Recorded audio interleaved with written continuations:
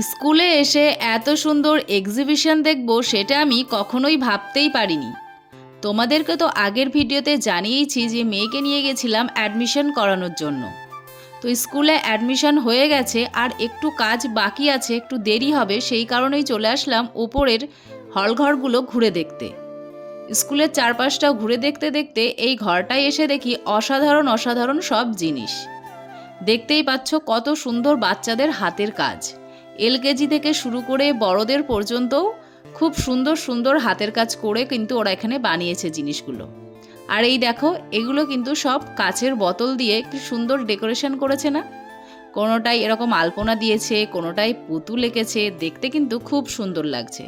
আবার কোথাও আছে উলের কাজ, উল দিয়ে অনেক নানান রকম জিনিস বানিয়েছে। মানে দেখলেই পুরো জিনিসগুলো দেখলেই পুরো মনটা মুগ্ধ হয়ে যাবে। এই দেখো কত সুন্দর সুন্দর সব জিনিস। তো কেমন লাগলো ছোট্ট ভিডিওটা অবশ্যই জানি।